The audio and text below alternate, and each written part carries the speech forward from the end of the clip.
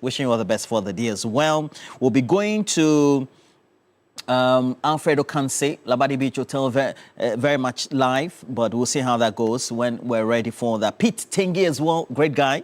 Good morning to you, senior. Wishing you all the best for the day. And you're saying Katasco is in the NMSQ this evening. Jolali, okay. Follow him out, school. We'll see how that goes. But we're taking a break. We'll be right back, okay? Everything could have been lovely.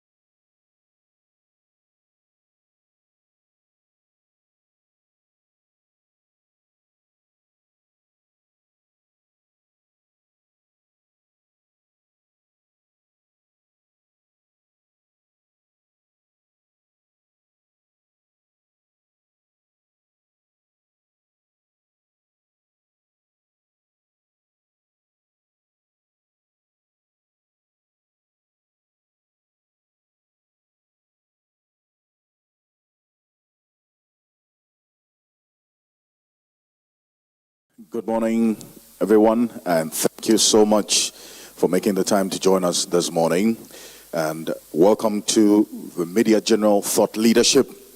And this thought leadership, the second this year we've seen, is on waste management. The focus today of our conversation, very, very important one for that matter, is the National Waste Summit, which we're focusing on how to turn waste from the perception of being seen as rubbish into resource. There is money in waste, and that's the kind of perception that we want to change, and then also get the conversation about seeing waste differently or from a different perspective in this country. So if you're joining us right now on TV3, you're not late. The train is just about taking off. Welcome to the National Waste Summit organized by Media General. That's the umbrella body for TV3, 3FM, Onia FM, Connect FM, 3news.com, Onia TV, and also Akoma FM and APL3news.com. My name is Alfred Okanse. I will be moderating this National Waste Summit for the next couple of hours ahead of us as we engineer the conversation about changing the perspective of how we look at waste in this country. We generate a lot of waste in this country, so we know that if we're seeing it as a resource, there's a lot of money we can make out of that. So welcome, and thank you so much for making the time to be here. Let's put our hands together for ourselves, please. Wonderful. Thank you so much. We'll start off with some opening remarks, essentially officially welcoming you to this National Waste Summit. And please help me make welcome the GM for the 3 Group Media General, that is Madam Akofa Banson. Let's put our hands together for her. Please put your hands together. She's my boss. I have to get an increase. It depends on how loud your clap is. Let's put our hands together for her, please. Thank you, Alfred. Good morning, distinguished guests, government representatives, captains of industry, sustainability champions, and innovators. It's an honor to welcome you all to this year's Thought Leadership Summit, a forum that reminds us that shaping the future is not about predicting what's next, but about choosing what's worth building. Our theme, Filtering the Future, Plastic, Waste, and Wealth, captures that perfectly. It challenges us to rethink the linear systems we've lived with for decades, make, use, and discard, and instead, to design models that retain value, restore ecosystems, and reward innovation. Today, waste is no longer just an environmental concern, it's a strategic economic frontier. Around the world, governments are setting circular economy targets. Corporations are re-engineering production lines, and innovators are turning discarded materials into profitable resources, from energy to consumer goods. In Ghana and across Africa, this conversation is particularly urgent. With rapid urbanization and a youthful population, our choices today will define whether we inherit a sustainable economy or an unsustainable burden. That's why gatherings like this matter. They bring together the very people who can influence systems: policymakers, business leaders, recyclers, investors, and communicators to exchange ideas and align action. As a media group, we see ourselves not just as storytellers, but as catalysts for national transformation. Through platforms like this, we aim to amplify solutions, influence mindsets, and inspire both citizens and institutions to see that sustainability is not a cost, it's an investment in resilience and growth. So as we begin today's discussions, let's look beyond the problems of waste and plastic and focus instead on the opportunities they conceal. Because in filtering the future, we're not just cleaning up the planet, we're building the next economy. So thank you, and I look forward to the powerful insights that will emerge from today's discussions. Thank you. Wonderful. Thank you very much.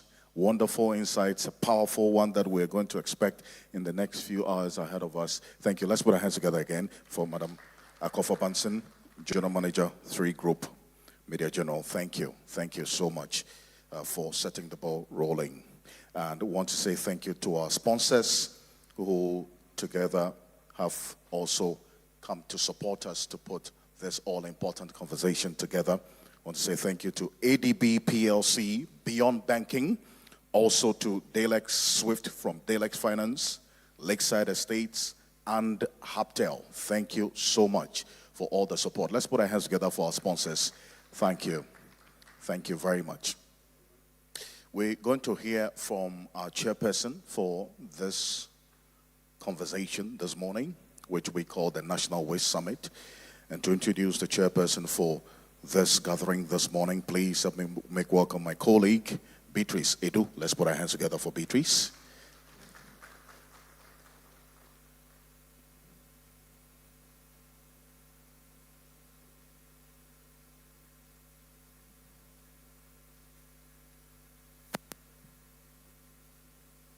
Thank you very much, Alfredo Kanse. And what a great time to be here and to have this conversation. And just being reminded of what Elizabeth, a former author, said about the need for us to deal with waste. But without much ado, please help me welcome the Greater Accra Regional Minister, Linda Abina Ohiniwa Obiniwa Oklu. And I would just want to read just a little bit about her, the Greater Accra Regional Minister, who is our chairperson for the occasion today.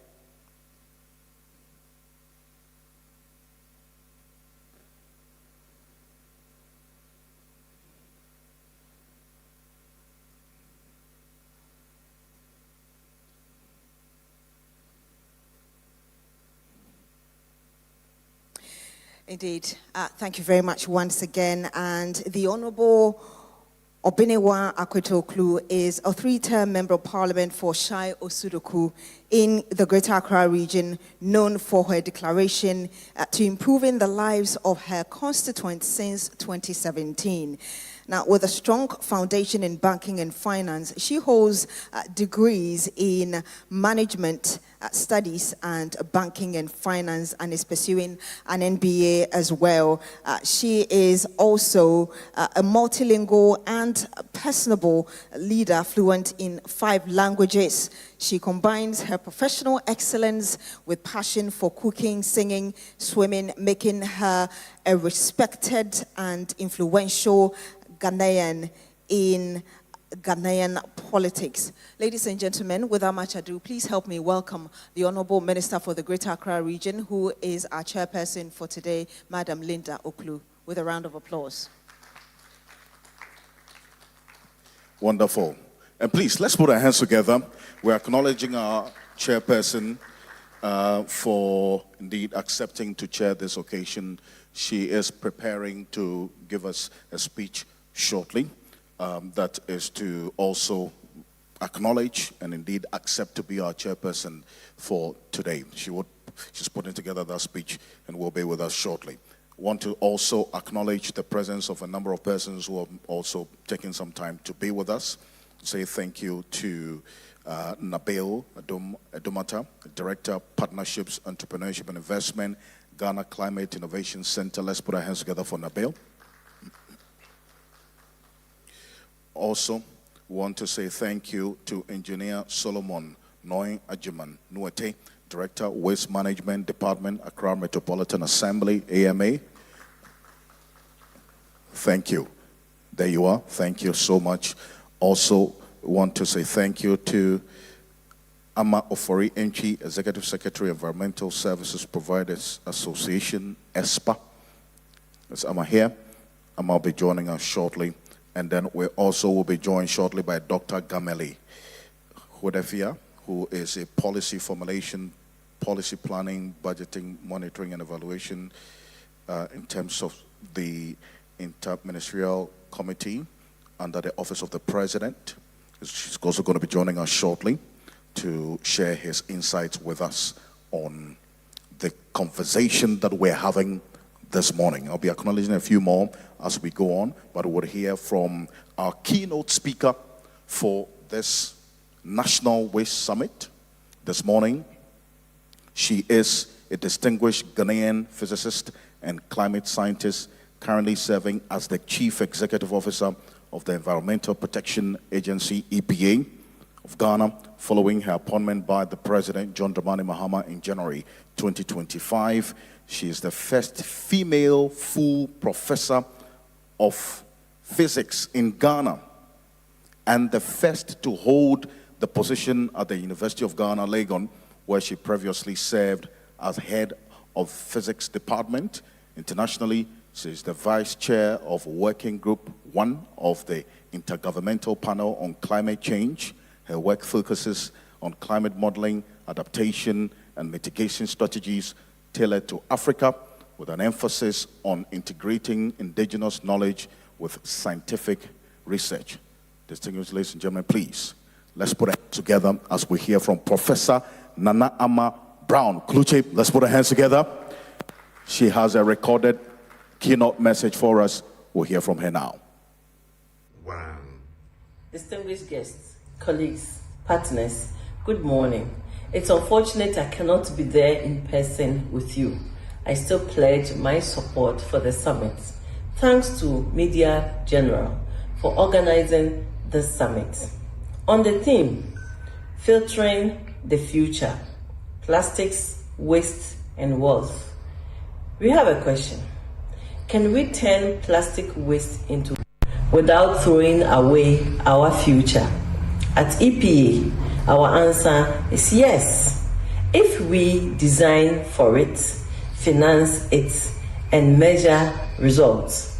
Products must be recycled from the start through the extended producer responsibility. Producers help pay for collection and circularity. If it can't be collected or recycled at scale, it should not be on the market. We are backing reliable collection, sorting, and local markets for recyclables, financed transparently, judged by outcomes. Tons collected, recycled, and leaked reduced. Thousands of informal workers power the system. We are integrating them, safer work, fair prices, and traceable payments, because dignity builds a workforce that throws up tomorrow. EPA is in the process of operationalizing the extended producer responsibility with rising targets and partner with cities. Let's filter the future so plastics stay in the economy, not in our rivers, and waste becomes wealth shared fairly. Plastic waste can become wealth if we do three things: design products to be recycled, deliver reliable collection and local recycling, workers with dignity, safe air, fair included.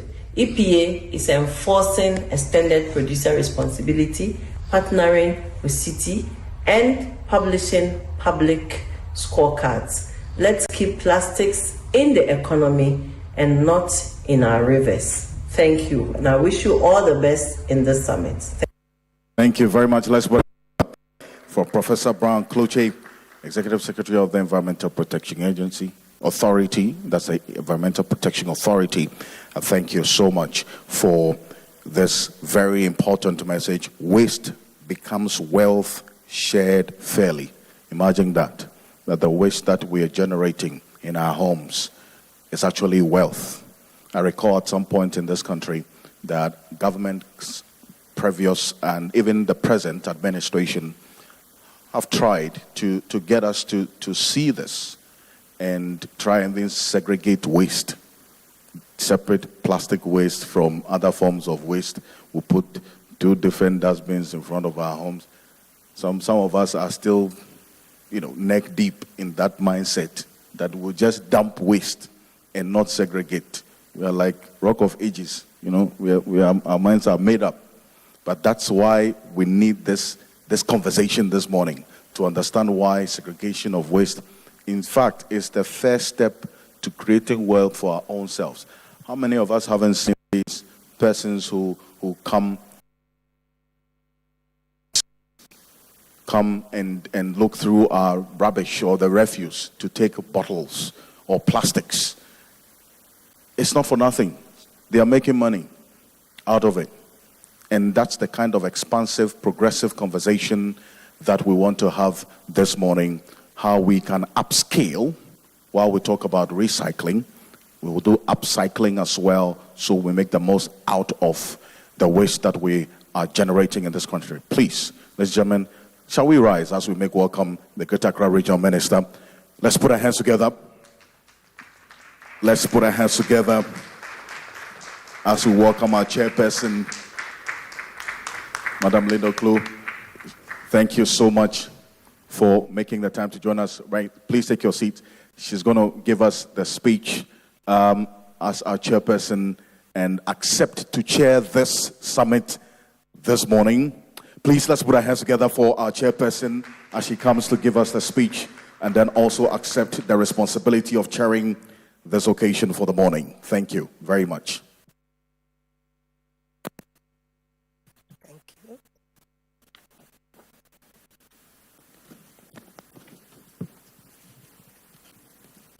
Thank you, and good morning to all of you. Development partners, media general team, distinguished guests, ladies and gentlemen. It is with a deep humility and a great sense of responsibility that I accept the honor of chairing this important circular economy summit. I'm truly grateful to Media General for the confidence reposed in me to steer today's proceedings. Ladies and gentlemen, Permit me to take this opportunity to commend Media General and the entire team of organizers for their visionary initiative in putting together this summit. Indeed, your commitment to addressing critical issues around waste, health, and well-being through a circular economy lens is truly commendable. As Ghana's leading multi-platform media group, Media General continues to set the standard for excellence, innovation, and leadership, not only in information dissemination, but also in shaping impactful conversations that drive sustainable development across our nation. Your dedication inspires confidence and demonstrates the powerful role media can play in driving solutions for a better Ghana. Distinguished guests, the theme featuring the future, plastic health and world could not be more timely. I believe it underscores the urgent need to rethink plastic not as a mere waste, but as a strategic resource capable of creating jobs, safeguarding public health, and promoting innovation. As the saying goes, waste is only wasted when we waste it. This reminds us that what we discard today could be tomorrow's opportunity if we manage it wisely. It is worthy of mention that our government continues to prioritize environmental sustainability and circular economic growth through initiatives such as public-private partnerships and plastic waste buyback schemes. We are transforming sanitation challenges into opportunities for enterprise development and meaningful employment, particularly for our youth. This vision aligns with His Excellency the President John Dramani Mahama's resetting agenda framework, which emphasizes efficiency, accountability, and partnership in service delivery. It calls on all stakeholders to collaborate in building cleaner cities, strong economies, and healthier citizens. Ladies and gentlemen, our deliberations today are not merely academic. They represent a call to action. We are being invited to look beyond the challenges of plastic waste and see the vast potential it holds for entrepreneurship, job creation, and wealth generation if only we choose to act wisely. As chairman, I pledge to support a productive and insightful engagement that will lead to actionable recommendations for government, private sector, and civil society. Let us approach today's section with open minds, innovative spirit, and a shared determination to turn waste into wealth and vision into reality. Thank you once again for the honor, and may God bless us all.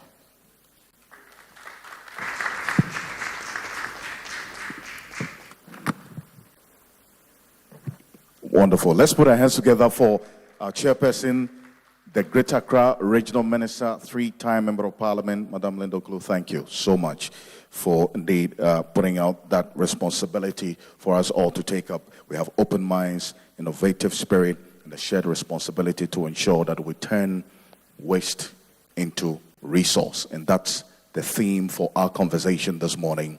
So we do appreciate that you also amplify this message and why we should begin to rethink how we see rubbish or waste in this country. Thank you. Thank you so much. We want to acknowledge a few persons who have joined us as well, and then we'll hear from our speaker who is going to set the tone for this conversation this morning. Please, let's acknowledge the presence of Dr. Gamel Hodefia. He is the Executive Secretary of the Interministerial Coordinating Committee on Decentralization under the Office of the President. Please, let's put our hands together for Doc. Doc, please rise and give us a wave. I know you're a very modest man. Let's put our hands together for him. Wonderful. Thank you. Thank you. Thank you so much for joining us. We also have the leader of a group of young men who have changed the mindset about young people when it comes to commitment to cleaning the environment. They are leading a campaign not just through talk, but through a lot more action. And they've shown the way. Heneba Kojo Safo is the founder and leader of Bus Stop Boys. Bus Stop Boys. Let's put our hands together for him. Is it that you don't know Bus Stop Boys or you refuse to clap for them? Let's put our hands together for Bus Stop Boys. Great stuff. Heneba, it's good to have you. Thank you. Thank you so much for all you're doing. You'll be hearing from him shortly as we go on. But now we're going to set the tone for this conversation to lay a very solid foundation for the kind of structure that we intend to build with the conversation this morning. Please help me make welcome a good friend of mine. He is the CEO of Dalex Finance, Joe Jackson. Let's put our hands together for Joe. Thank you.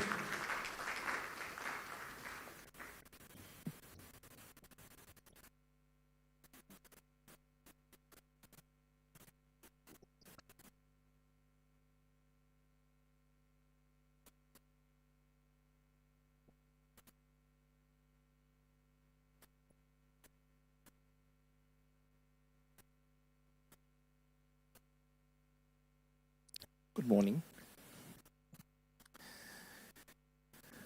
Madam Chair,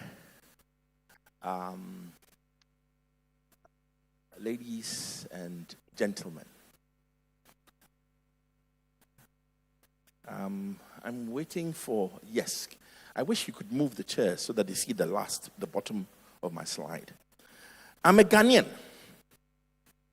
So you know what I do? I walk each morning past piles of rubbish. And I fail to see that they are piles of gold. Today I want to talk to you about a trillion Cedi opportunity that we are missing. You know what? We are a nation who is paying for someone to bury our gold. That's what we are doing. Ghana produces 12,000 plus tons of waste daily. I went to Legon.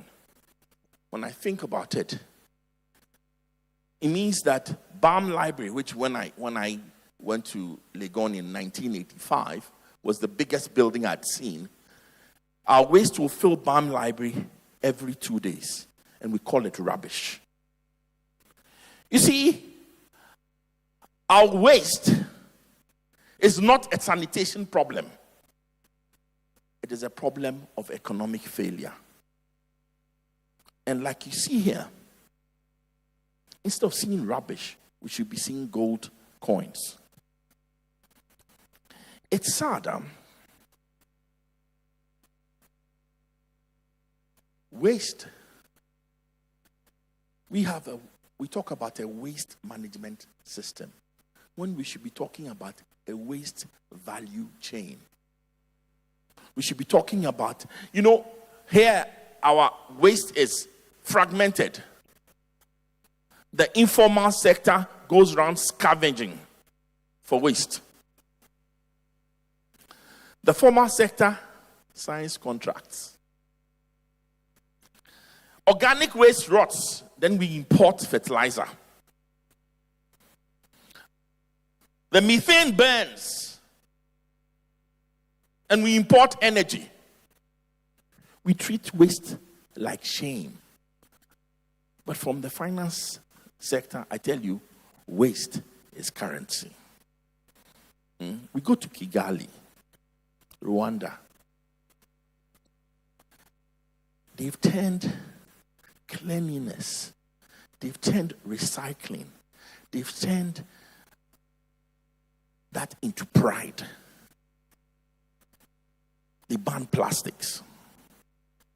They compost and energy from waste. They have cleaned cities. Rwanda, it cleaned up its streets and found its pride. What are we doing in Accra? What are we doing in Takoradi, in Kumasi, and all the other cities we have and towns we have? sometimes we pick our examples from far off. But let's go to Nigeria. Women are leading the national roadmap to reducing plastics. Nigeria is putting women and people from disadvantaged communities right front and center of collecting plastics that are choking its cities, waterways, and rural communities. Rural ladies are doing fantastic stuff. In Nigeria, they are formalized, put into cooperatives, and they are financed. Nigeria is monetizing its mess. We are moralizing our mess. In South Africa,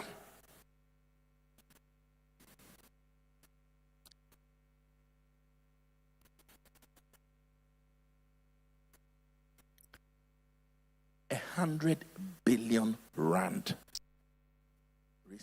value chain employs over 100,000 people directly. That's a $50 billion value chain. You see, that's why I call it a missed opportunity. It's an opportunity that we have. We complain that life is hard. Let's be clear. Waste is a missed trillion Cedi opportunity. If we treat it right, it will not be charity. You see, for the private sector, for people like us, we have to finance the waste industry. We have to treat it like we treat housing, real estate, or any other business. After all, it is bankable, it saves the environment, it provides jobs. Why are we not financing it? You see, for entrepreneurs, and I was just sitting close to a young man here, and he says he comes from reusable bags. And I was listening to him, and I said, this is our future. You see, every ton of plastics, and it's a pity you can't see the slides, every ton of plastics that we recycle creates anything between 7 and 11 jobs. And yet, 32% of this country, aged between 15 and 35, who want jobs, don't have jobs.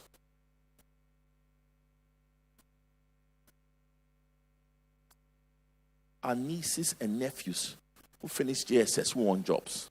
Nothing. SSS. Our brothers, our sisters, our sons, our daughters, nothing.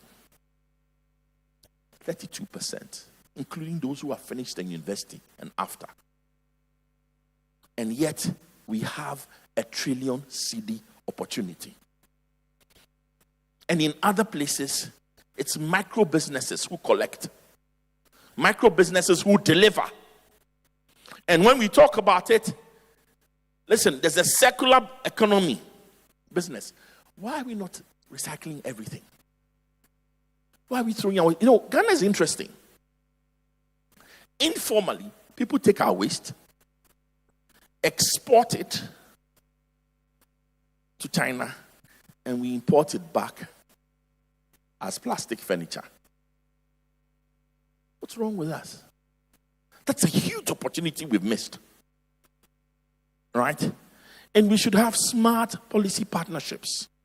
That we should have. Why are we not having partnerships that create value? Every kilogram of waste we keep out of the dump is a Cedi we keep in this economy. Why do we treat waste companies only as contractors, not as partners in creating value? It's a sad thing.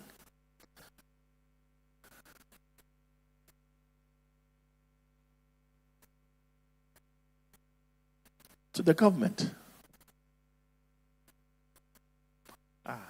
I like that, madam. As soon as I said to the government, she raised up her head and looked at me. Thank you. Stop issuing permits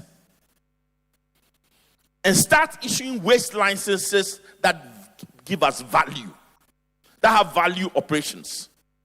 Policy must reward innovation, not just collection contracts, especially monopolized collection contracts. I live in Tema. I live in Community 6 in Tema. I have an official company that comes for my waste or my gold. And yet, I pay an Aboboya guy every 2 weeks because they never turn up. To the private sector, let's build.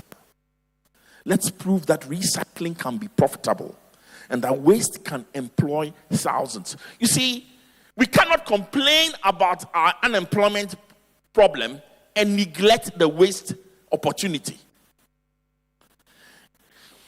And to civil society and media, first of all, I want to say thank you to Media General, for leading this conversation. You are becoming catalysts for our conscience and for change. We ask you to keep asking the uncomfortable questions and keep showing us missed opportunities. As I bring this quick overview to an end, I want you to look at this trillion Cedi vision. A Ghana where every landfill is an energy plant. A Ghana where every plastic bottle is raw material. A Ghana where every banana peel is compost for local farms. And every waste collector is a proud green entrepreneur. That's not utopia. That's just economics with an imagination. The future of Ghana's waste is not in bins. It is in our balance sheets. Thank you.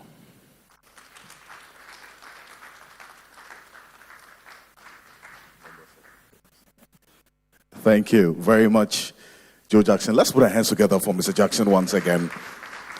Told he was going to be a solid foundation that we needed for this all-important conversation this morning. And he set the ball rolling in a very, very perfect way and making us all think about waste differently and why AMA is here. Let me first establish the presence of AMA so that, Mr. Jackson, the question you ask about your waste company not turning up to then TMA take up your waste and why you're even having to pay for it. There are others within the AMA's jurisdiction that also experience the same challenge.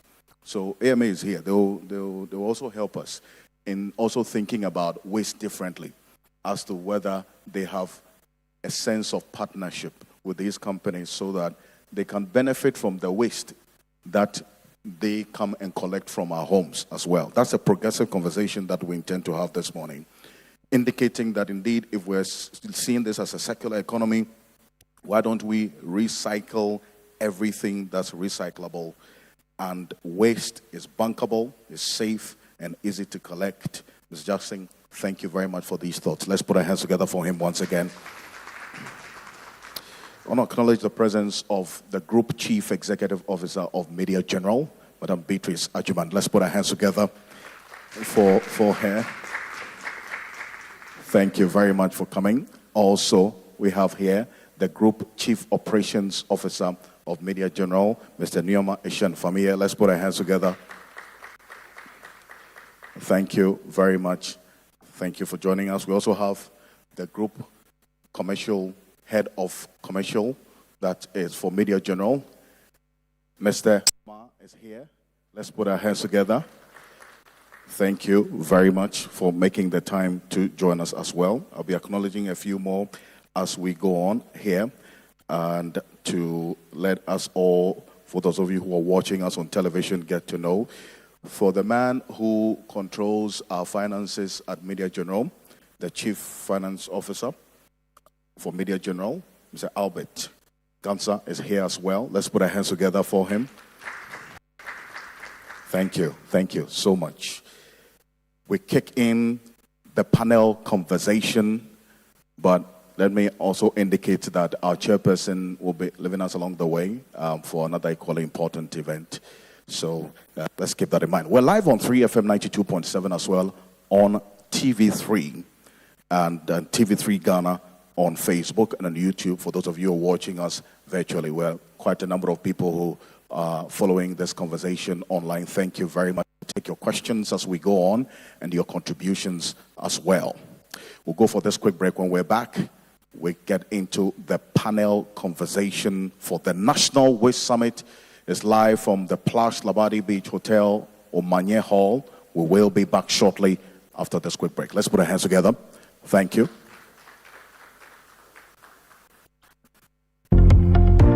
Today, we thank you very much.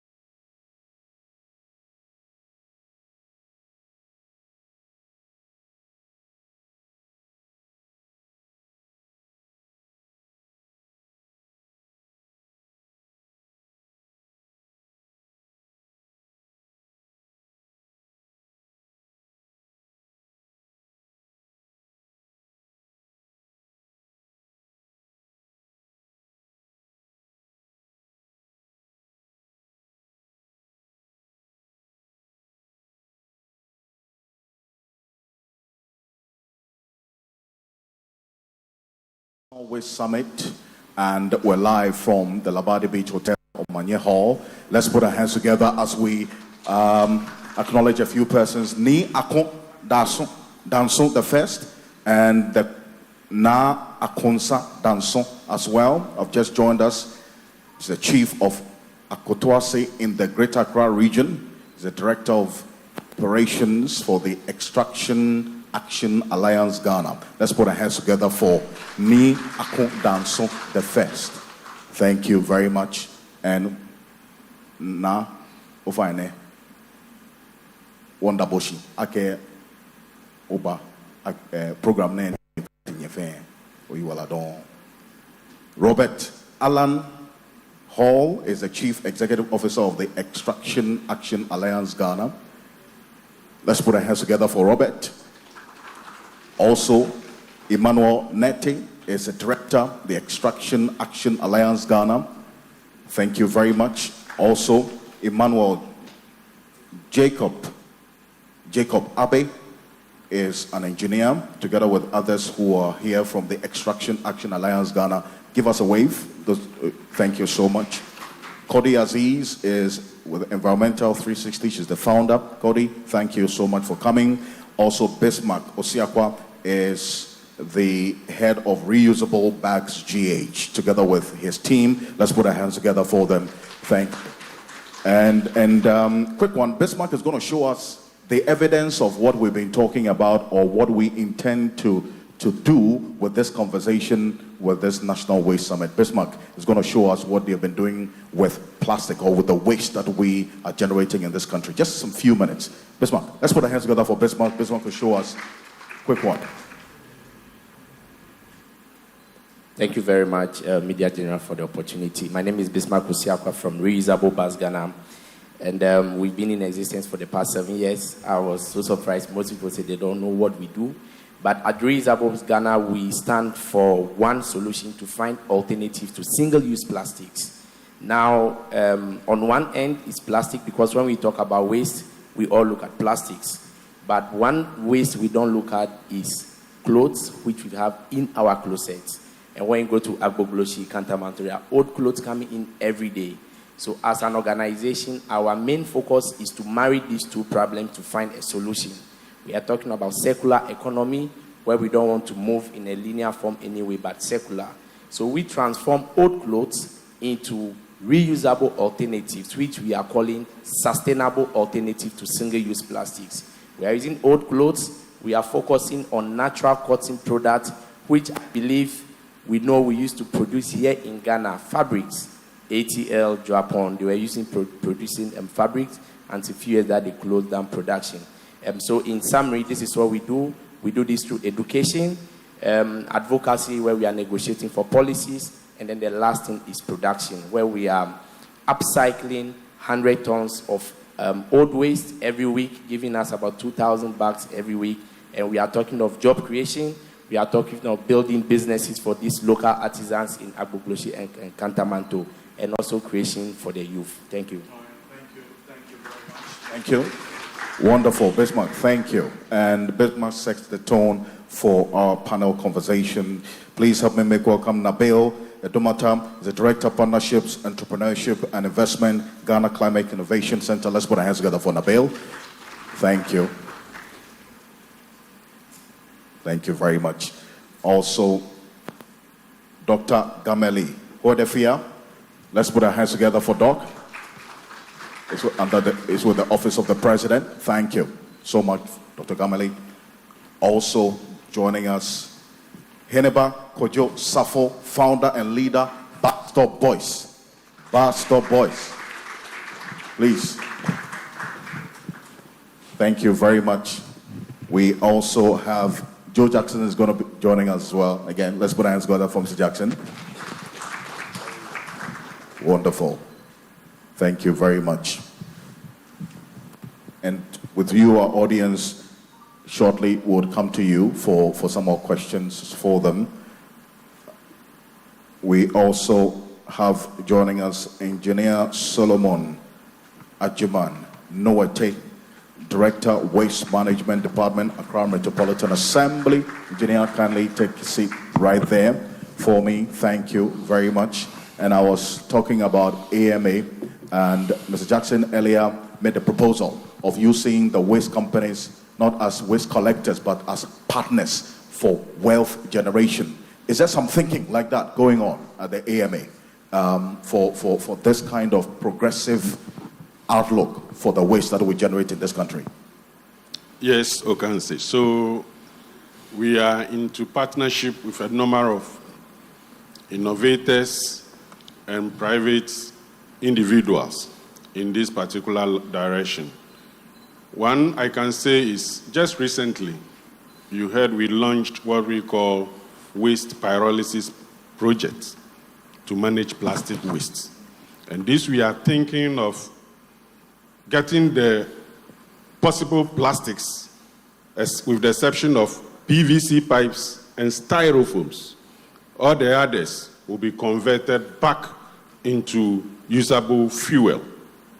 And this is the direction in which we are thinking. But to do that, there are a number of things we have to do. And maybe as the conversation starts, we may break down these things together. Otherwise, in the current state in which we are, going through that vision is very, very difficult. So just give me one or two of the number of things we have to do, because it appears you have an idea. So first, our management practice as a whole in the country is not the best, where we commingle every waste together, as Mr. Jackson was speaking. We can't put organic waste into plastics, everything mixed in one bin. That is not the best practice, because there is no machine anywhere in the world that can get rid of the contamination of the organics. For instance, once you put organic material into a bin and you cover it, it will tend to hydrolyze. It will be turning into liquid. Okay. If you have used battery, I'm just giving examples. You put the used battery in that one bin, all the black carbon and then the lead will leach into the cabbage and everything else in there. Now, if you give that waste bin to a machine, material recovery facility, as we are practicing now, there is no way these contaminants can be gotten rid of by the machine. It is only a human being that can do that through source separation. So we are starting with two ways of separation: wet waste and dry waste. By that, we can capture the organics separately, and then the material recovery facilities will now be very efficient. Because instead of lining up 12 bins, the material recovery facilities will now take up the dry waste and break them into the different components. And then the off-takers, upcyclers, recyclers will now come and take clean, recyclable materials. That is not the end. No matter what you do, there will be residual of this waste. I see. It will come to its end of life. Landfilling is not the best. Landfilling is a must, but that is not the required when it comes to the sanitation ladder. We need things like waste incineration plants. So that especially healthcare waste that you cannot recycle. You cannot do anything because there are pathogens associated with it. Will get the pathogens end of life happening in the furnace of a waste incineration plant. Then you can turn the heat energy from the waste incineration plant into electrical power for production of electricity, or if at best, you can limit the electricity bit down and use it for your sanitation. So you seem to know a lot. The question of mine is why you have not been doing this all this while. How long have you been with the AMA? So how long? After knowing all this, why are you not doing what you are saying? Why we are not doing is the finance bit.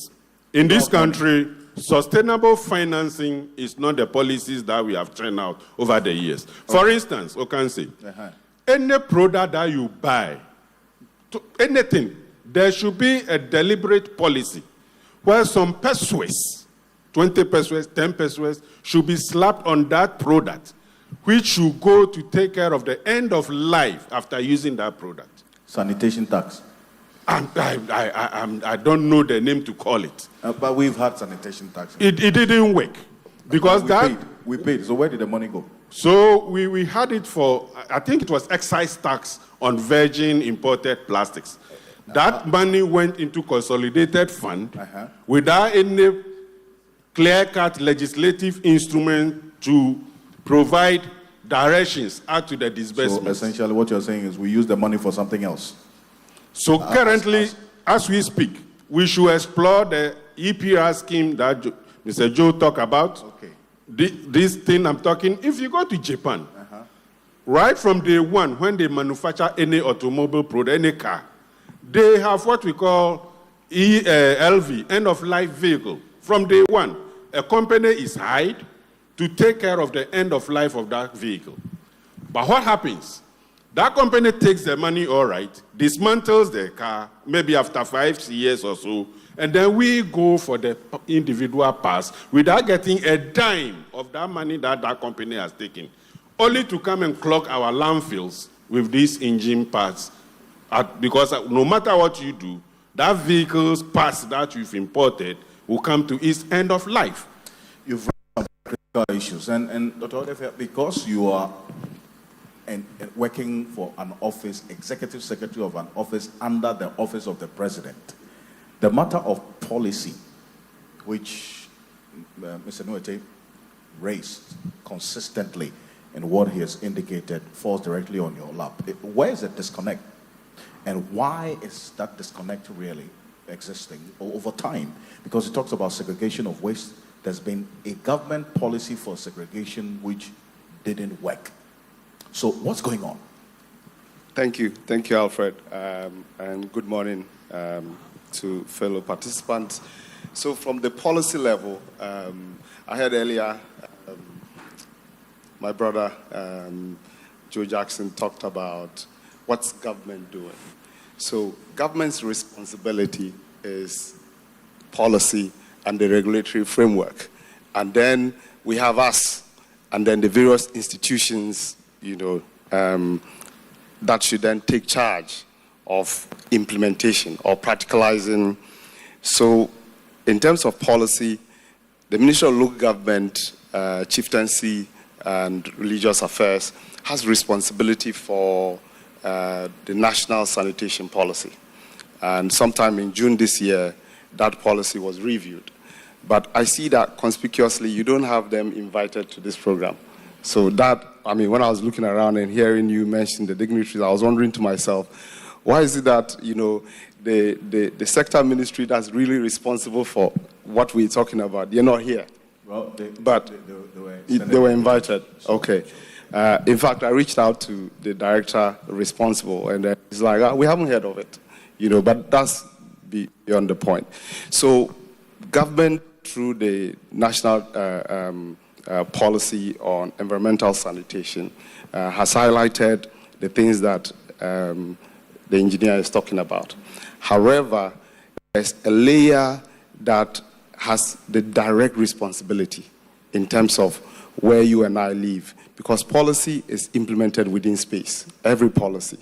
And every single one of us lives within a local government area. So Joe talked about living in TMA. I live in Lancon, Medina. Now, we call it the Local Governance Act, Act 936, specifies in there who has responsibility for issues of sanitation and the environment. It's them, the local governments, that have to do that. So, number one, government can set in place the policy framework, but there is the responsibility of the local government in conjunction with the people that live within that particular local government area to be able to take these things forward. And so the question comes back to the engineer. For instance, he's the engineer at the AMA level. What's the local government doing? What is the AMA doing as far as, because the policy framework is in place, right? And they're meant to take that forward. Now, the other thing that we need to deal with... He just told you why they can't do what you're asking of them. He said they need money. I'm coming to that. Yeah. Okay. Now, the point is, it's not only about money, but it's also about mindset. The issues of mindset, we as a people, we have to conceptualize and see waste as money. So once we don't do that, then we have a challenge. How do we do that? How do we change that mindset? So number one, we have institutions that are responsible for working on, civic education. Then also, when it comes to the curriculum, we need to be able to, from the very get-go, from kindergarten, we need to already mainstream that into the minds of our people. The young people growing up already would have to know that when it comes to issues of waste, right, we have a personal responsibility, but then also how we conceptualize and how we view the issues of waste. So number one, that if we produce the waste, shouldn't we already be sorting it out in the first instance? That how, when kids eat candy and what have you, what do they do with it, right? So at that level, at the local government level, the local authority really has a very big responsibility in conjunction with the local people, the people who live within there. But I find that there's a disconnect between the people and then the local governments. And that's where we have to start from. That if you live in the AMA area, or you live in Lankontana, Medina, or you live in the Tema metropolitan area, number one, you should be reaching out to your mayor, because there's what we call the medium-term development plan that has to be put together at that level, that highlights the priorities at that level. But you see, it's good that you reference a plan on paper. Yes. Practicality and the reality on the ground is different. Yes. We know that. Mm-hmm. So that, you're talking about me going to my mayor. Remember the last time I saw, not even the mayor, the assemblyman should be my first port of call, is it not? Absolutely. That's why I talk about a disconnect. Yeah, absolutely. Right? And the disconnect. That's why, you see, the plan on paper looks good. And I've seen quite a number of them at the AMA office, TMA office. You go there, the first thing you see is there, big one. But on the ground, it's not working. And I'll come to you. I think it's important that we bring in the Climate Innovation Center on this one, because beyond what policy says, there's a practical aspect of things and the challenges on the ground, which you are using other means in the private sector to address. In terms of the mindset change, what are you doing differently that can be upscaled at the governmental level to see waste as a resource, as we're championing now? Thank you, Albert, and thanks for the opportunity. Uncle Joe Jackson practically nailed it. Yes. After his presentation, my question was, must we continue this discussion? He nailed it. We at Ghana Climate Innovation Center sees waste as value. And we believe that value is driven by the private sector, primarily the youth businesses that have seen the need to develop the waste value chain. We think waste is a value chain that needs to be developed better. You take plastics, for instance.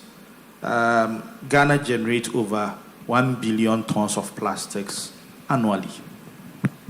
And there's a global market for plastics needed for recycling that is worth over $36 billion. In 2024, a couple of youth businesses made as much as $58 million, either pelletizing, flaking, crushing, or baling plastics for export, and also for sale for local plastic manufacturing entities. If you do the mathematics, it's just about 9% of the total plastics which we generate here in Ghana. And that's just plastics, not the total waste. We could consider methane gas production through biodegradable waste. We could consider organic fertilizer production, which some youth are doing. That would support the sequestration of carbon, which we could monetize. I believe the question about, or discussion about carbon finance is becoming quite rife. Why can't we harness the carbon sequestered in doing the right thing on the waste value chain to finance the waste management challenges? For me, it's a simple solution to unlock that gold mine out of that waste value chain, among other solutions that we can consider. For us, we drive this through entrepreneurship development and providing a full bouquet of services to support small and medium enterprises doing the right thing around waste and other green solutions. Provide them tailor-made consulting services to help them improve their businesses, as well as open up new markets so they can, with the little they are doing, unlock a lot of financing and unlock employment. Now you look at the waste value chain. We are talking about aggregators, those that do the collection. It's a major source of employment for the informal sector.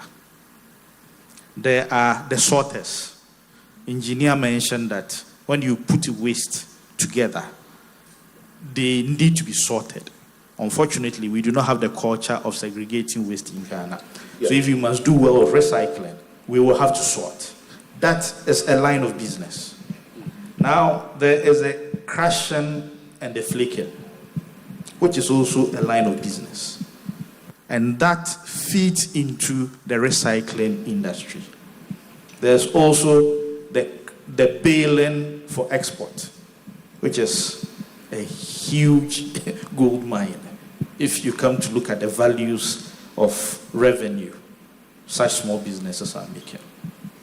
These are the lines of businesses that we support at Ghana Climate Innovation Center to encourage the youth and the unemployed to see the opportunity for tapping into the gold mine Uncle Jackson mentioned. So even though we don't have that culture of segregation, that problem or the challenge has created an opportunity, right? That's creating jobs for people who are just responsible for sorting the waste out. But over time, we've seen government intervention in that regard to try and develop that culture of segregation. It didn't work. What did government do wrong in that approach in trying to develop the culture of segregation amongst the general public? Because what we did was just provide bins, we marked them with color codes, and then we did some small campaign on TV, and that was it. Growing up, we had a hole in our backyard where we buried biodegradable waste. And we had 2 bins at home for glass and for plastics. And I think a small one for metals and all that. It was a culture that was embedded in the family values. Now, I believe change is difficult, but it takes time. Whatever intervention that was made to drive the need for segregation, I think it's a continuous intervention that needs to be done consistently and over time to support the change mindset. It is when we are successful to making people relate to that culture of segregation that will be successful in getting that agenda through, making people understand the need to segregate waste. And if that is done, it is easier to unlock a lot of money out of waste. Then you don't need the cleaning and the washing and all those things. I'll come to you on the industry of waste export, because that's another area. Engineer, I want to do this very quickly. Yes, to add to what he said, what government must do first is to implement the infrastructure that will handle the source segregated waste first. This is what will trickle down to help in the education sensitization, because in the past, the infrastructure was not there. Yes. You saw separate anyway. Then one truck will come early in the morning and put it all everything together into one truck. Because that truck doesn't know where else to take the source segregated waste. So let's start from implementing the infrastructure, such as the anaerobic digestion plants for biogas generation to handle the organics. Then we can have other types of infrastructure that will take care of the source segregated waste. Then the education will sink down. So I don't know if when you government puts together some of these policies, you do the consultation down to the ground. Because if AMA is having this idea, and then now you implement a policy where it's like it's zero results. You're putting a policy where there's no infrastructure to carry it out. So then individuals are catching up that whole fever of segregation. We segregate the waste. The company that is coming to pick it up, they are not educated about it. They put it all back again. Back to square one. And let's go to Bus Stop Boys, because they are living what we are talking about now in terms of letting us all get involved in this process of waste management. Now, you are on the ground. Tell us exactly how that problem that we're talking about now is, where we're having people indiscriminately dispose waste, but then you've taken up the challenge to lead the campaign to clean up our cities. Thank you, and good morning to everybody. Yes, first of all, let me also say that life in itself, before I even answer the question, life in itself is about recycling. That is why we breathe out carbon dioxide and take in oxygen, which has been recycled, the same air being recycled back to us. So the missing link for me, or for us as Bus Stop Boys, is the fact that decisions that are being made do not involve young people. And sustainability will not make, excuse my French, any positive impact if we do not deliberately involve young people in sustainability. Because like you are saying, for change to happen, it must be well understood by young people. And for us to also get there, we need to start from the basics. We believe that the problem of waste or waste segregation in itself must start from the roots. And the root is targeting young minds. In 20 years, a lot of us will be much older or might not even have the physical capacity to be here. But there are a lot of young people out there who step in our shoes when we are old. So if we can deliberately install a certain mindset about waste consciousness in their minds, then the issue of segregation becomes much easier. That way we can send trucks to go in our communities purposely to collect plastics. Then you can also send same trucks to go in for organic waste. And of course, like when the systems are in place, the organic waste vehicles bring the organic waste and go straight into manufacturing or production of organic compost.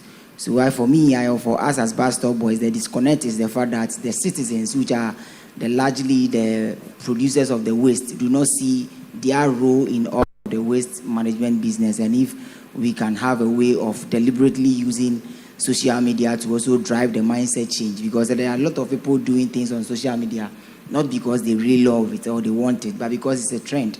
So if you can make waste, lives also a trend, then we can deliberately have young people championing sustainability. And that way, even if the system fails, the community people themselves will walk the talk and we'll have results. Wonderful.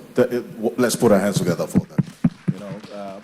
But beyond what we see, the videos you see on social media, how have the youth also responded to that call that you're making? But before you answer that, let me acknowledge the presence of Prince Kwame Apata. He's a co-founder and CEO of Coliba Ghana. Let's put our hands together for Prince. Prince, you can kindly join Engineer on this seat. You can move. Thank you very much. We have representatives from the 24-hour Economy Secretariat as well. Let's put our hands together for them as you give us a wave. Do we have them here? Dr. Ishmael? Yes, perfect. Please, you would also have a quick word as we go on. Thank you very much. And has been not just the acknowledgement and then the likes of what you put on social media, has that clarion that you're making through this initiative caught up in terms of the response by young people and the involvement of young people in this campaign? I say a big yes, because as we speak, we have about 15 and counting young people doing same environmental cleanup exercises. And they are not just cleaning, they are sorting the plastics and all kinds of waste. I can talk about Keep Kumasi Clean, they are in Kumasi. I can talk about Uptown Cleaners, they are in Ashaiman. Chia Youth, they are in Chia. There are a lot of young people doing same environmental campaigns, and we believe that once they understood or understands the concept of cleaning their space, nobody can be a bigger change than all of us, than them, the youth. So as part of empowering them, where there are community-based recycling centers, sounds big, but recycling can start small. All we need is shredding machines that will easily shred all kinds of plastics in smaller particles. Then we can either export it or sell to companies who are already doing or manufacturing plastic chairs and all sort of plastic, so they can just use it. So if we have a community mini recycling center where there's only a shredding machine to shred all kinds of plastics, I believe that people like us who are sorting plastics on a daily will have a direct place to send our plastic waste and maybe get a little token to be able to carry on our journey. So far, I say it's a very good thing, and the young people are getting involved. Perfect. And you started this on a small scale. I mean, just give us an idea of how all of this started. Before you got to this point of we seeing contributions and donations to you with some mini tricycles and so on. How did you start this? Okay, it all started from a mindset. I was born in the 90s, and I've seen a couple of generations up to today. And from my honest observation, I can say that the more we grow as a country, the more we leave some good practices behind us in the name of modernization. And I think that is wrong, because as far back I know, places like 37, you hardly find litter back in the days. But today, all these places are now littered, which is why we need to be deliberate about social media to be able to give a picture of what it looks like in the past to the Gen Zs who seems to be left to find their fate of morals or everything. Because today, there is nothing like by the fireside teaching us morals. There is nothing like Pimpana and Nana and all the good things that we do in the past where elderly people inculcate a certain sort of morals in us. They are no longer available. So from that mindset of understanding where we are going and the fact that if young people don't step in to also contribute their quota, our future is staring at us and smiling to hurt us back. So we started from the seaside. Everybody talk about debris at the sea. From our observations, the debris don't get to the sea because of the people who are going to beaches or to enjoy beach life. But it goes there because of the indiscriminate behavior we put up in the communities, where people pour their trash in running waters and nothing happens to them. I say nothing happens to them because according to the Public Health Act 851, Section 56 says on authority that prohibits any act that causes insanitary conditions such as littering public places or dumping refuse. And the fine attached to this is that punishment or imprisonment or both, depending on the severity of the offense. So these implementations are not seen on our streets. So we as Bus Stop Boys are saying that if we can go back to the community to begin environmental campaigns that is not just talking, but it's also cleaning, depicting possibilities and urging people in their communities to see waste not just as something that is bad, but to see waste just as the oxygen that kept being recycled to us on a daily for our survival. So that's basically how we started, purposely and deliberately, to leverage on social media to drive a mindset change that we believe that once we have a responsible community, it can rain for hours and the sea will be clean or far from debris. Wonderful. Let's put our hands together. It started with the mindset change. The very important point he makes that we're living behind practices that we cherished, all in the name of modernization. And one that we should be thinking about going forward. And because Prince is also within the same youthful age bracket, I still want to stay on that tangent of the involvement of young people in this drive for efficient management of our sanitation. Prince, what has Coliba been doing? Quick one. Thank you so much. So Coliba we've been around since after the 3rd June flood disaster. So if you realize, 3rd June there was a massive flood in Seko, and prior to that, I did lose a friend on that disaster. Most of us, some people did lose people. And the reason was because, as you rightly said, the Odona River was choked with plastics. So that was a huge impact from indiscriminate disposal of waste. So until we have a mindset change, and we still have people, it's raining, they feel like it's cheaper to just dump their waste into running water, and it still happens in most communities today. And that is what passes through the water channels and ends in Odona, and then comes to our estuaries into the sea, and then it comes back. And so we keep saying, as Cedi will agree, beach cleaner has not been sustainable. A lot of things that we've been doing has not been sustainable. And that's what Koliba started. We started by doing cleanup. We remember we were cleaning the Odona, basically started by just a cleanup activity. Then we said, okay, cleanup is not enough. We need to do more. And so Koliba then started finding buyers for the PET bottles, which is your normal drinking bottles. Because usually you'll find women going around picking your sachet waters. They've been there for so long. People go around picking sachets. So recycling has been there. There are well environmental heroes who are already doing that. So we came in, they were cherry picking, but they were not picking the bottles, the actual bottles. This was in 2015. And we remember the first people that set up buyback center, Cedi, and 360, they set up buyback centers. We decided to also run the same model. And then with time, we started exporting PET, just as you rightly said. But again, there was a problem with our model of export. We realized that even for recycling, export had not been, the real solution for us is to keep the thing, waste should be circular economy. How do we pick the waste from the waste stream? How do we recycle them into product that is useful to indigents here in Ghana and can stay in a way that when I take a bowl and crush it and pelletize it and turn it back into bowls and buckets, I can sell it locally and know how to. So that is the state that Koliba currently is, in that circular economy stage. Wonderful. Thank you. Thank you so much. And it's important that you make the point about also the export module, which I'll come to you on. But then again, you mentioned some of the interventions that we put in place. And Mr. Jackson, I'm going to come to you on this. And by the mention of By the Fireside, the woman who initiated this, the late Nana Kunedo Ajiman Rollins, is one that we need to acknowledge that contribution as well. Let's put our hands together for her in the memory of that intervention that also helped in churning out information, especially to the children.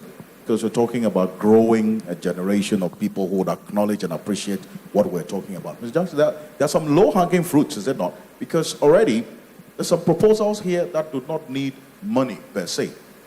What should be the thinking going forward from here? Because it's all about solutions after understanding the problem. Well, first of all, even though they're low-hanging fruits, they're not that widely known. Someone has to take the responsibility of publicizing the success stories. We're talking about Cobra, we're talking about reusable bags, we're talking about Bus Stop Boys, we're talking about the turning sachet plastics into reusable bags. And there's a wide range of them. First of all, it must be made public. The second thing is this. We talk about mindset change. But the quickest way to get a mindset change is to let it affect your pocket. You affect your pocket. When it affects your pocket, your mind changes quickly. It doesn't need too much talk. And it's easy to say, oh, people want separate. We don't have the mindset of separating our waste. Is there a cost to not separating your waste? Is there a cost to using plastic bags? Is there a cost to using all the different plastics that we can't recycle? And for me, the first thing is, let's start making it slightly more expensive not to behave in the right way. Once it hits my pocket, I assure you, the mindset change will come quickly. And we've seen societies where a few pesos added to the cost of a plastic bag, paid for at the retail point, has changed mindsets towards plastics. Why not? If it's not recyclable, it should be more expensive. If you don't separate, you should be penalized. And so, if you're coming to collect rubbish or from my house, and I have separated well, I should get a benefit. Yeah, there should be some monetary value. That's the only incentive to it. And as much as we can appeal to the good consciences and the good people and everything, this will only change if it hits the pocket. Forgive me, I'm from the financial sector. The people change behavior very quickly when it hits their pocket. That's the only way. And for me, the lowest hanging fruit is let's get some of these tried and tested mechanisms out there and working.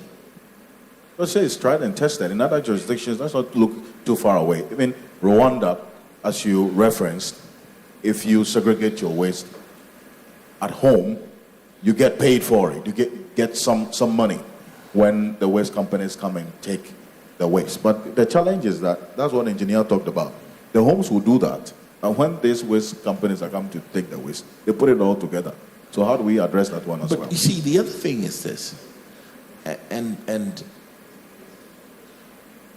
I hear government must build. Government must build. One of the different ways we have to look at it is that the private sector must build, not government. The truth of the matter is that government doesn't have the money. As we said, this government does not have the money. And if we are waiting for government to build, if we're waiting... Well, you see, there are different sides to it. If you say government doesn't have the money, at some point government collected money to address this problem. Forgive me, that's in the past. That money was collected and never used. Let's talk about what is happening today. I'm saying government shouldn't even collect the money anymore. Government shouldn't collect the money. The money should be collected at retail points. When I buy plastic bags to use for my business, it should cost me slightly more. But I've been given the avenue to reclaim the money when you come and buy. Listen, you go to shops, right, and they bag 2-3 items, one different bag. 2-3 items, one different bag. There should be a cost to it, so that I will be telling the person that I want to use the reusable bag from that's Bismarck. Bismarck, yes. Yes, I want to use the reusable bag from Bismarck. That's where the mindset will change. I listen, anytime you bring government, due apologies. Every time you bring government into this business, things start to go awry. Let's let this revolution be private sector led. Let the collection, let the penalties go into private sector. Let the revenues go into. All we require of the government is to give us a fair playing ground. Give us a fair policies. Clearly define what it is we can do and what is it we cannot do. But to expect that the government is going to build that sorting facility. Why can't I build a sorting facility and make money from it? I see. Engineer, you made that suggestion, so Yes. respond. 1 minute. Yes, so here is where I beg to differ from Uncle Joe. The issue is this. We are talking about finance. There are 3 sides to the coin when it comes to sanitation management. 1, the business aspect of it. 2, the public health, the aesthetics, environmental conditions. And 3, the public good aspect of managing sanitation. And it comes with a cost. That 3rd one, the public good, government must take up that cost. And I'm saying that if you take the capital expenditure in getting this infrastructure to process the source-separated waste, if the private sector does it, that capital expenditure will be slapped on the service. Okay. And that will in turn be passed on to the client, we the users. And that will make it very expensive. And so the direction in which I was going is, yes, government should lay the enabling conditions, but whose responsibility is it to make sure that people's pockets are affected by not behaving well. But with the previous experience we've had of government collecting the money instead of the private sector, we saw where the money went. So why don't No. So that's why there is a sanitation policy. Yes. So in that sanitation policy, I expect a fund, a sanitation management fund of a sort that is ring-fenced, that the legislature, what we call the MPs, should make tight laws so that there is no way anybody can misapply that funding. And that is where we will now bring in the private sector to come into the operationalization and then the setting up of these pieces. Otherwise, the private man is not Father Christmas. They are in to recoup their investment, shortest by 10 years' time. Alfred. Yes. Dr. Gamali. Thank you very much. I sought to try earlier to highlight these things. So government has a responsibility by way of setting in place the policy and the regulatory framework. We've talked about polluter pay and what have you. They're all in the policy. However, that policy has to be implemented. And I'm saying that this conversation really needs to be had at a certain level. Now, we have the local government and the technical people that work within the local governments. Yes. The engineer here is a technical person within a local government area. Government is empowered the engineer through policy and through the law to be able to go into PPP arrangements with the private sector to be able to put in place the facilities that he's talking about. I see. Right? Government has created that. Also, government has empowered the engineer through the law and policy to be able to, you remember we used to have what we call summer. The summer, everyone was they were quite feared that maybe on a Tuesday or on a Friday they will come around. They were waste and health inspectors. That responsibility is also at the local level. Government has empowered the local governments to be able to do that. So they need to be able to go out there, check what's happening within the communities. They're there. The environmental health sanitation officials at the local level. So government has empowered them. So the technical people are available at that level. And then we're talking about money, right? In the same way, the resources that government is to pay the people at the local level. Right? Because the responsibility is not the government not pay their staff. It's the government that pays them. But they are there to do a job. And what's that job? Their job is to ensure that in tandem with the local people, they are setting priorities at that level. They are galvanizing the people. They are working on issues of mindset change.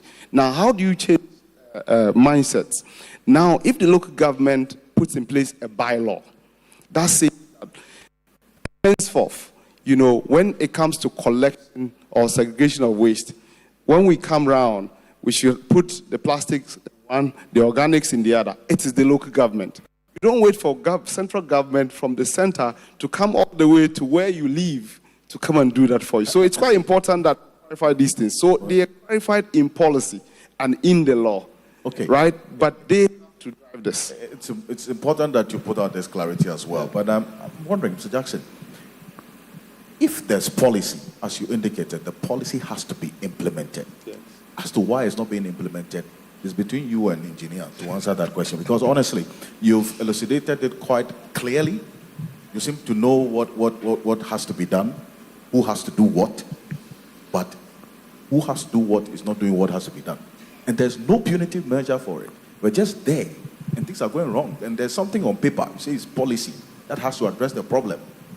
A policy cannot implement itself. Yes, people are appointed to implement or execute policies. We are paying them to do so, and they are not doing so. Mr. Jackson. You see, one of the objectives of this discussion should be that the private sector starts to see how much money and profit and wealth can be made from waste, such that we start to deliver services that for now engineer wants to deliver as part of public good. It should open our eyes that this is, and that's why I call it the missed trillion Cedi opportunity. That it is possible to do some of the things that now engineers calling public good. As private sector, make profit and still share the cost enough that we all benefit if we behave in the right way. And make money from the waste. Because you see, so long as we continue to consume, whatever we consume one day will get to end of life. And there will be waste produced. You have to pay for disposing of that waste. You have to pay for, and something that always, he talked about batteries. You have to pay for the disposal of your old car battery. We don't bother. We just dump them. And they leach all sorts of material into the ground. You have to dispose of even your dry cell batteries in a proper way. Your phone batteries. And we could go on and on and on. But there's no free lunch. Somebody has to pay and somebody has to make a profit. And if you all understand that this is an opportunity that is there for us, then we can start to provide some of the services, facilities, and infrastructure. If a railroad can be built as a private-public partnership, I see no reason why infrastructure for waste, which delivers far shorter return on investment, brings profit in a far shorter cycle, cannot be built by private sector. Thank you very much for this. Let me also acknowledge the presence of Dr. Ishmael Ni Amanododu, the Director, Head of Innovative Finance at the 24-Hour Economy Secretariat. Is going to be joining us in a bit. I understand he stepped out, but Mr. Jackson will have to leave us, I was just told, because you have to attend to another program. So, Mr. Jackson, you're excused, albeit sad one, but he would have. Let's put that together for Mr. Joe Jackson as he takes leave of us. Thank you very much. And while we do that, please, we'll hear from the traditional authorities as well. They have a role to play. What they are doing to contribute to this conversation of effective management of waste. Ni Ako Danso, the first would share with us the thoughts at the local level, what exactly the traditional authorities are doing to contribute to the effective or efficient management of our waste. Ni, in a minute or two, please. Good morning. Good morning. Yes, I represent the Extraction Action Alliance of Ghana, and we made an observation, and we realized that most of our waste from our drainage systems enters into the ocean, and at the end of the day, the ocean have to reverse it. We are not able to collect everything. We have heavy debris which are dropped under the ocean. At the end of the day, they pollute the sea. Based on these observations, we decided that we need to do a research. And we conducted the research, and we realized that there is a law which states clearly that every country, it is your duty to stop waste from entering into the ocean. Now the question is, how does the waste enters into the ocean? The waste enters into the ocean through the lagoons. Now, how do we stop this waste from entering into the ocean? We did further research, and we happened to come across an organization based in the United Kingdom. And the strategy that they use is that they mount barriers, what we call the waste barriers. We have the permanent meshing system, and then they have the movable meshing system. So this system catch the waste which is supposed to go into the ocean. We have been to the coastal areas, and in our surveillance, we realize that it is very terrible when you go to the seaside. So we, as TIA Ghana, we have come to stop this waste which enters into the ocean by applying this, our strategy. As a matter of fact, we are in the process of doing this project, but it looks like we are having some backlogs. See. Yeah, and I'm sure if we are able to address these issues, it will help be able to stop the waste which enters into the ocean. When we collect them, we can do the recycling, we can do our sorting, and then at least in one way or the other, we're also helping to stop waste from entering into our oceans. Thank you. Yeah. Wonderful. Thank you so much, Annie, for this. We'll come to the audience. I know a few of you have questions. I'll have the ushers help me with the microphone or two. You lift your hand, you introduce yourself, and kindly go straight to the point with the questions for any of the panel members while you gather your thoughts. For the Climate Innovation Center, I was coming to you about just to understand the waste export industry. How big is this, and what opportunity are we missing in that regard? Thank you. Waste export is a huge opportunity. It's a huge source of finance that could be tapped into, or if you like, a huge source of revenue. In our work, we would rather like to focus on building capacity for circular economy. Koleba is an alumni of our program, and so is reusable bags.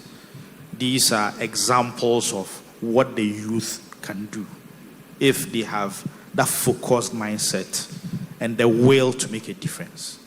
Koleba had been successful transcending collecting waste into recycling, into useful ventures. That is a perfect example of that circular economy end. That is ideal. However, there is a huge market locally as well as on the export market for plastic waste. The local market is about 1 billion. And if I'm not exaggerating, local manufacturers do more than 70% of their plastic waste through imports. And they subsidize what they need with just about 30% of what they get locally. They could do more. Now, out there in the export market is a host of different needs. To begin with, there is that need for plastic waste for recycling, so that institutions out there could contribute to their nationally determined contributions when it comes to the issues about climate change. And they do that by considering the waste as green. So they are greening their supply chain of raw materials, which is the waste our SMEs either pelletize or put into flakes or bale and export. That essentially goes to them at lower rates than they would have access virgin plastics for production. But that becomes a good source of revenue for SMEs that see the business case in collecting waste for export. At this moment, what Ghana is able to do is just about 9% of the total export requirement for waste. Right. And there's a huge opportunity if youth enterprises could consider opportunity in this direction. Thank you. Wonderful. Thank you very much. There's a question. Yes. Where's the microphone? Oh, there's one. Yes, please. You can go ahead. Yes. Thank you. I suppose I better introduce myself first. My name is Clive Cox. I am a small business owner in Takoradi. I'm also a Ghanaian, even though the name doesn't say that. Born in Tema, Community 1. So right. I tend to refer myself as a Kubolo sometimes. I represent a consortium company that is looking to bring solutions to managing our waste on a large scale. We are in advanced discussions with the government at the moment. I am here through the invite of Dr. Ishmael Dodu, who we engaged at the 24-hour team. Our solution, we are an infrastructure and renewable energy solutions company where we want to turn domestic and commercial waste to electricity. We plan on building a facility or a plant here in Accra, which will take literally a pilot project that will take about half of all the waste that we produced in Greater Accra. Individually, we are all producing close to about a kilogram of waste every day, even though we don't know it. Accra, according to my research and data, produces 2,200 tons of waste every day. What we propose to do, building this plant, will allow for a centralized location where waste can be delivered. This complements what all the panelists have been talking about. We will give a facility where we can segregate plastics, HDPE, for reconstitution, export, whatever the case might be.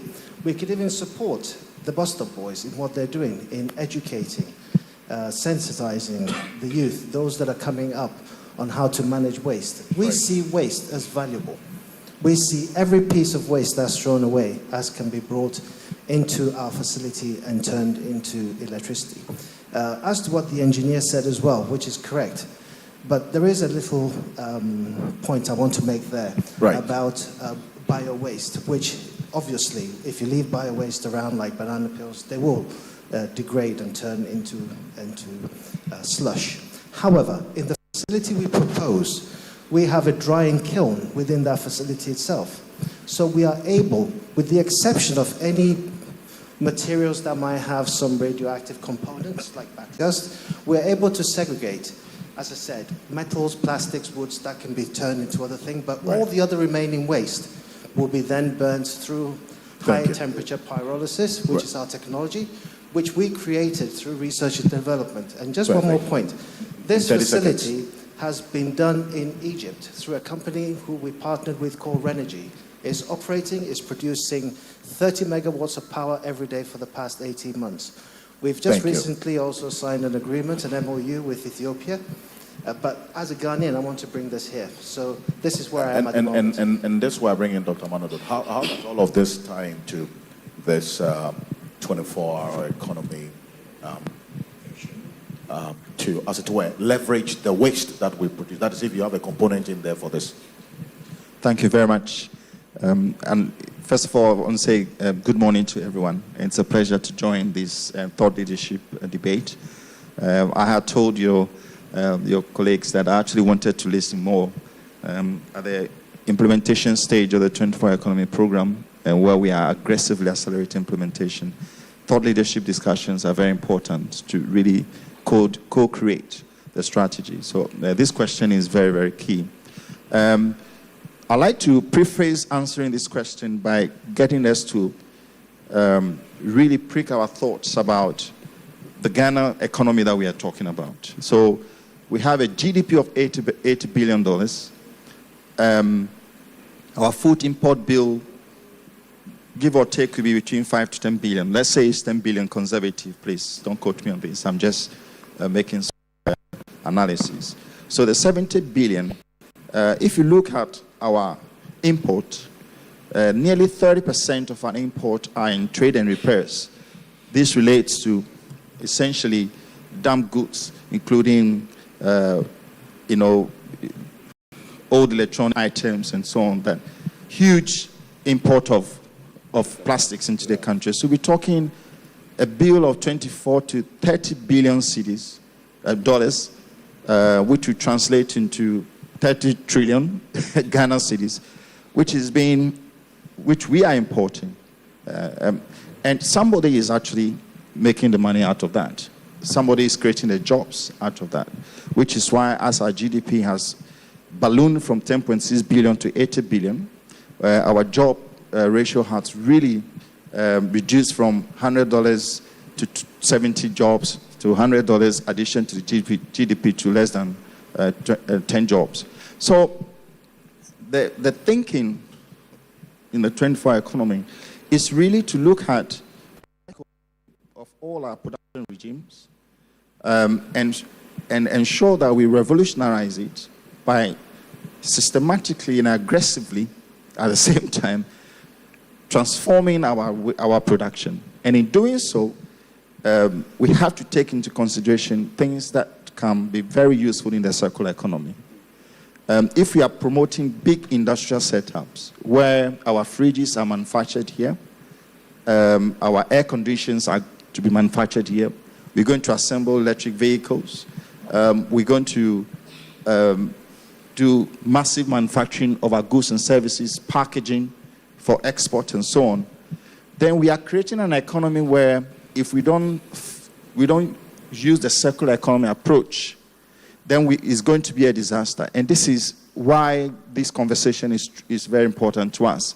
And I will end by saying that within the 24-hour economy approach, where we are accelerating industrialization, there's enormous opportunity to really create value by way of investment, entrepreneurs who would take advantage of this, to be able to occupy another stream of opportunities in economy, which is in the waste sector. So framing the waste as an important resource in our urban economy and through the 24-hour economy process is something that is very important for us. Framing that waste conversation. In fact, that's why we put together this all-important conversation this morning, to bring all these minds together, complement that effort, both the public and private sector collaboration in changing the mindset and what has to be done in the first place to help in changing that mindset of seeing waste as a resource and not rubbish. There was a question on this side. There's another question over there. Let me just indicate that shortly we will be crossing over to the Bank of Ghana, but the conversation continues here. So stay with us, but we're live on TV3 and on 3FM 92.7. Yes, please. Yes, good morning to everyone. My name is Nunana Agbomabiese. I'm here representing the Director of Environment from the Ministry of Environment, Science and Tech. Please make that contribution or question short for me. Thank you. Thank you.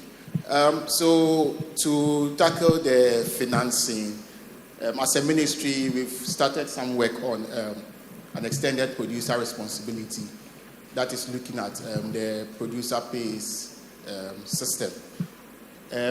We think when we say the producer pays, what you are trying to talk about is whoever is producing it. But in effect, it's all of us who are going to pay for it. That's going to come. Yes, and so we are mainly looking at plastics, but then we are looking at also a multi-stream that is supposed to tackle all other sources of waste, which we see as products. And so we are going to be seeing all these products as waste. I think we spoke about plastics, automobile. Indeed. So because of time, thank you. But you know what? We're going to be talking some more after this because we need to engage. Thank you. Thank you very much. There was a question here. There's a lady, and then there's a gentleman at the back, and then there's... Yes, please. Very much. My name is Engineer Jifa Agbafu. I work with the International Water Management Institute,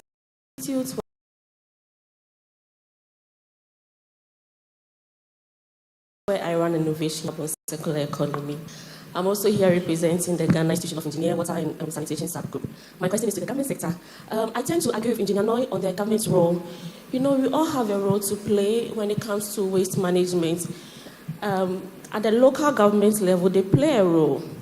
Also, at the national level, there is also a role to be played. You know, I have seen a lot of projects that has been implemented where the local level, the assemblies have done PPPs, they've implemented and all of that.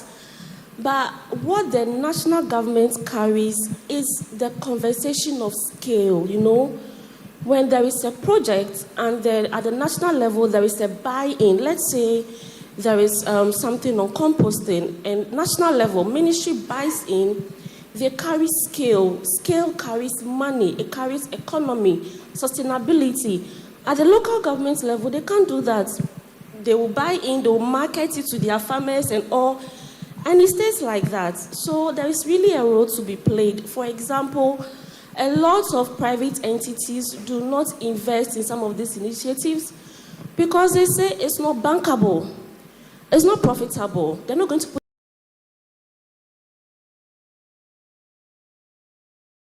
their money in there. And Engineer Noy said there is a public good. If you do composting, you take waste out of the environment, there's ecosystem services, you know. What is the government doing to drive scale? The assemblies are doing really well. I have been in a project where assembly has bought the land, they've bought electricity, and the project is suffering because there is no scale, you know. So what is the government doing to drive scale? Intentional efforts. What does the Circular Economy Secretariat have for us in this regard? And my final point is on the source segregation thing. Let us not underestimate the effect source segregation will have on making some of these businesses sustainable. If you take waste, which is mixed, the business will invest in cleaning, sorting. It is money, you know. Awareness creation also lies with the government. You have the numbers to drive the scale. People don't understand source segregation. I run a schools program. The kids don't understand. We've taught them. And they say, we need gloves to do segregation. I'm like, why do you need gloves? You are separating your own waste. Then you realize they don't understand what it is. We have to do role play. It's a big issue. So let's not underestimate the role you have to play. So I want to know what you are doing for us. Perfect point. Thank you. Yes, let's put our hands together. Wonderful. You have to. Yes, okay. Thank you very much, Engineer. Yes, I wouldn't say that it's only government's role, but I would say it's a joint responsibility. And that's why, for me, I tend to focus on what has the government done in terms of creating the enabling environment, because that's really government's responsibility. Create the enablers. Because we all know that once we conceptualize waste as something that is money, then straight away everything else changes. So that if the local government, for instance, enters a PPP arrangement, right, with Coliver, for instance, and then they set up a segregation plant at the local level, there are incentives today available through policy and through the 24-hour economy secretariat to be able to ensure that when it comes to either taxes or the use of energy, rebates and what have you, those are in place. That's what government can do. However, when it comes to whether the project is bankable or not, that is the private sector to deal with the local government. And I believe that when it comes to waste, everything about waste is. I was in South Korea with the engineer, and he would testify that from where waste is produced in our homes or in the homes of the people to the end of it where the waste is processed into something else, that whole circular process, they do it perfectly in South Korea. And that is why we went there, right? To see what's happening in that jurisdiction. So when you came back, what have you done? And so remember I talked about policy, because from where I sit, that's what I have to be able to do. So government needs to put in place the policy, and then to enable, right, the implementers, who are the local governments, because that's where the people live. That is the thing that is also a mindset change, Alfred, that we need to get. Somehow in Ghana, we are very reliant on government, right? So everything they will say government, even though it's a local thing, they will say government. They will say the MP. No, it's not the MP. It's the district chief executive. It's the engineer at the local level, right? That is their responsibility. Well, but government has, you carry part of the blame for creating your own problems. Because I know. It depends on what you tell the people. Because there are some things government can create the enabling environment for. Yes. Others, you have to take the lead. So she was talking about scale. For instance, this bit about helping Madam, for instance, who is teaching children how to sort waste. You don't have to create the enabling environment for her. You need to take the lead. So that if you're resourcing NCC, for instance, and other collaborators like this, to take that charge of educating children on the need to sort waste, that is a responsibility you have to take. Yes, it's policy. Madam will only come in to support. You don't have to create an enabling environment for that. It's your sole responsibility to do. I think. Please take up that one. Can I help? Right? Yes. Can I help my brother? In a minute, so I have to go and take the last two questions. Yes. Since we are, so our sister raised the point about scalability. Now, where we have seen countries actually lift up, they have done so through a revolutionized relationship between private sector and government. You don't see government actually made this in a way that. Only exception you see China, but China is zero government, private sector actually leading charge in many things. The notion view of scalability actually refers to the private sector taking advantage of a demonstrable opportunity and being able to move in. And the idea is to work with the private sector to the extent that to create scalability, they develop a bankable project, which he's talking about. And I think the problem we have in this is, number one, where is the funds going to come from? Even when you go to the bank, you're going to pay 35% interest rate, short-term tenor of loans. This doesn't work. So, and scalability would necessarily happen through entrepreneurs such as Backstop Boys and others that Caliber Boys we heard about.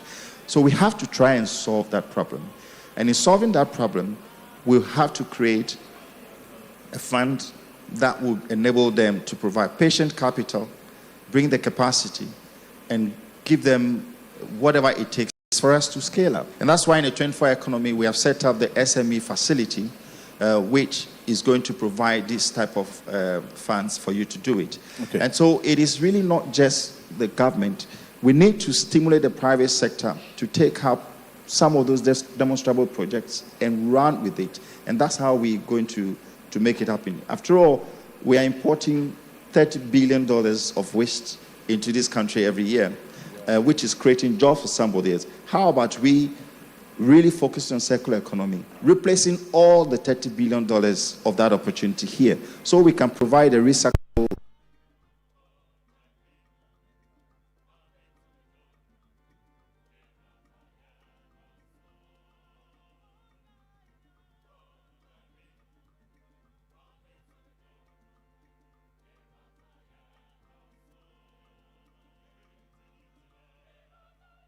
Yes. Okay, thank you for the opportunity. My name is Christian Tete, and as part of environmental awareness, it is important that we inculcate the awareness at our basic school level, because at the end of the day, we can do all the discussions, quote figures, and so on, but if we don't tackle the issue from the foundation or the bottom, we will still have these challenges the next 20 years to come. So we might have a change of mind of character, implement policies that will catch up with the children from the scratch so that they grow up to be more aware and more conscious about these issues. Thank you. Thank you very much. And maybe, Pastor Boys, beyond what you're doing on the streets as well, any plan to also leverage your influence now to get kids or children get that habit of responsible disposal of waste, sorting, and so on? Okay, thank you. So, like I said earlier, the end goal to everything environmental sustainability is an issue of mindset. If we can drive a mindset that makes us responsible and have a big heart for the environment, because the only constant that continues to make life beautiful is the environment. So we, in our own capacity, are going to schools, donating to them 3 dustbins with color codes to be able to practice education at that level. Because we believe that when young people understand this change we are talking about here, in 10 years, we'll have the results visible on our streets. It might take less of AMA or even government in itself to put in structures, because people will then see why they have to do what they need to do. Because first of all, we are letting people understand that oxygen is produced by trees. And therefore, if you are cutting down trees, you should know that you are cutting down your lifespan in itself. So aside from that also, we're also engaging in public educations where we go out there with our projectors depicting possibilities. If you see the street of Accra and it looks dirty, what is the option? How does it look at other places? So we show graphics of what it looks like elsewhere and what we have here. And then we all should begin to understand that, to be honest, malaria is not scared of anybody, and malaria can bring the whole life equation to a simple end because of a simple mosquito. So when we begin to engage people on a direct level, on, let me say, a patriotic level, because in all of this conversation, without patriotism and nationalism at heart, people who have the will to even make the policies will make policies that will favor them. But if we are all looking at nationalism as the end goal, then we will deliberately begin to raise people who are doing national stuff to be able to inspire a younger generation to step in and, be a bit selfless, because the truth is, one man's success cannot define a nation. It's a collective success of all of us that will make us a great nation. And we must also understand that the foundation to a better Ghana has foundations or has rules that we need to follow. And number one of that rules that will even drive a better economy is our sanitation. I want to cite an example of flooding at China Mall at Shama Motorway. The whole basement of the whole beautiful structure got flooded. If I am an investor and I sit elsewhere and I watch videos of Ghana and how flooding is quickly running over everything, I will not invest in this economy. Because I believe that sanitation is the foundation towards a better Ghana. And to be honest, if we don't get our sanitation right and we're able to fight to $1, we our economy suffer, because we are going to spend more, which eventually bring the whole economic conversation back to zero. So sanitation is the end goal, and sanitation is the starter towards any conversation of sustainability. And we need to deliberately put young people in this game or this conversation, because we form the majority.